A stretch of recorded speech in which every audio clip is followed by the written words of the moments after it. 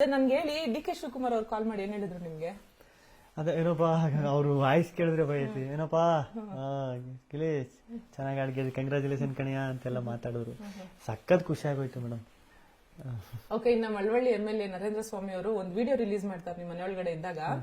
ನಮ್ಮ ಮಳವಳ್ಳಿ ಹುಡುಗ ಗಿಲ್ಲಿ ನಟರಾಜ ಮನೆ ಒಳಗಡೆ ಇದ್ದಾನೆ, ಈ ಸಲ ಬಿಗ್ ಬಾಸ್ ಅವನೇ ಗೆಲ್ಬೇಕು, ನೀವೆಲ್ಲರೂ ಓಟ್ ಹಾಕ್ಬೇಕು ಅಂತ ಕೇಳ್ತಾರೆ. ಒಬ್ರು MLA ಬಹುಶಃ ವಿಡಿಯೋ ಮಾಡಿ ಓಟ್ ಕೇಳಿರೋದು ಅದು ಬಿಗ್ ಬಾಸ್ ಸ್ಪರ್ಧೆಗೆ ಇದೇ ಫಸ್ಟ್ ಟೈಮ್ ಅನ್ಸುತ್ತೆ.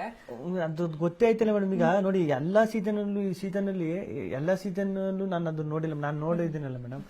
ಈ ಸೀಸನ್ ಅಲ್ಲಿ ಪರ್ಟಿಕ್ಯುಲರ್ ಆಗಿ ರಾಜಕೀಯ ನಾಯಕರು ಬಂದು ಆತರ ಮಾತಾಡ್ತಾರೆ, ಆತರ ಹೇಳ್ತಾರೆ ಅಂದ್ರೆ ನನಗೆ ತಲೆಯಲ್ಲೇ ಕೆಟ್ಟೋಗ್ಬಿಡ್ತು.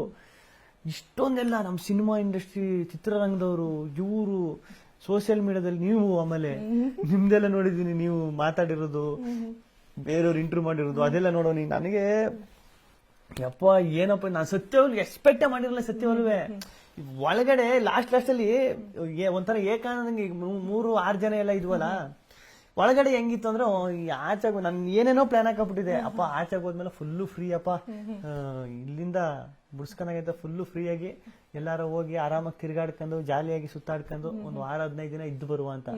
ಹೊರಗಡೆ ಬಂದ್ಮೇಲೆ ಆ ಪ್ರೀತಿ, ಆ ಪ್ರೋತ್ಸಾಹ ಎಲ್ಲ ನೋಡ್ಬಿಟ್ಟು ಎಲ್ಲೂ ಹೋಗಕ್ಕೂ ಮನ್ಸ್ಪತ್ತೆ ಇಲ್ಲ. ಅದನ್ನ ಅನುಭವಿಸಿ ಅಯ್ಯಪ್ಪ ಅದನ್ನ ಹೇಳಕ್ಕಾಗಲ್ಲ.